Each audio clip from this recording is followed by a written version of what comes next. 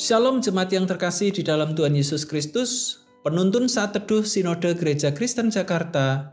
Hari ini Senin 12 September 2022. Kebenaran yang paradoks. Yesaya pasal 6 ayat 9 sampai ayat yang ke-13.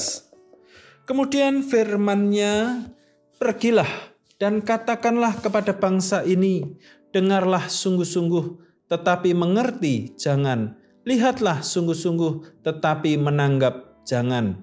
Buatlah hati bangsa ini keras dan buatlah telinganya berat mendengar dan buatlah matanya melekat tertutup, supaya jangan mereka melihat dengan matanya dan mendengar dengan telinganya dan mengerti dengan hatinya, lalu berbalik dan menjadi sembuh. Kemudian aku bertanya, sampai berapa lama ya Tuhan? Lalu jawabnya, sampai kota-kota telah lengang sunyi sepi, tidak ada lagi yang mendiami, dan di rumah-rumah tidak ada lagi manusia, dan tanah menjadi sunyi dan sepi. Tuhan akan menyingkirkan manusia jauh-jauh, sehingga hampir seluruh negeri menjadi kosong. Dan jika di situ masih tinggal 1/10 dari mereka, mereka harus sekali lagi ditimpa kebinasaan. Namun keadaannya akan seperti pohon beringin dan pohon jawi-jawi, yang tunggulnya tinggal berdiri pada waktu ditebang.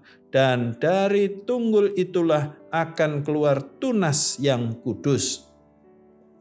Istilah paradoks merupakan suatu pernyataan yang seolah-olah bertentangan dengan pendapat umum atau kebenaran umum, namun kenyataannya justru merupakan kebenaran yang solid atau kokoh.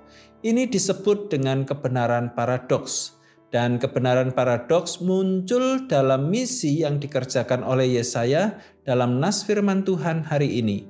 Misi ini saya beri istilah misi yang tidak biasa. Setiap pelayanan misi harapannya adalah orang yang dilayani boleh mengerti pesan misi kita, lalu sadar dan bertobat. Itulah harapan umum dari siapapun termasuk lembaga misi pada umumnya. Namun apakah yang kita temukan dalam teks Yesaya?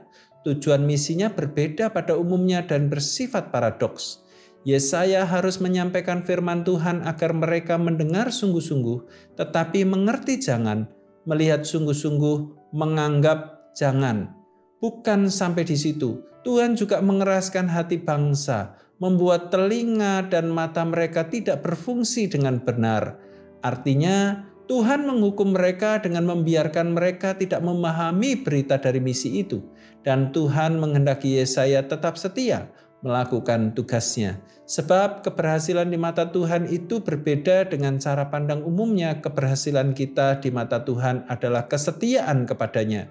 Sedangkan berita firman yang didengar oleh bangsa Israel karena ketidaksetiaan mereka yang terus-menerus membawa kedegilan hati mereka sebagai hukuman bagi diri mereka sendiri. Inilah didikan Allah yang sangat keras, bukan berupa pukulan tetapi dengan membiarkan mereka tidak mengerti dan tidak bertobat. Misi Yesaya adalah Allah yang ingin mendisiplinkan umatnya agar pada akhirnya sadar dan menjadi umat yang kudus. Sama halnya dengan umat Allah hari ini, umat Tuhan juga terus diproses Tuhan dengan berbagai cara, peristiwa, dan pengalaman. Namun pertanyaan adalah, tetap setiakah jika Allah memanggil Anda menjalankan misi yang tidak biasa dan bersifat paradoks? Panggilan Allah adalah menjalankan misinya dengan setia walaupun banyak hal yang sulit kita pahami dan tidak biasa. Selamat beraktivitas, Tuhan Yesus memberkati.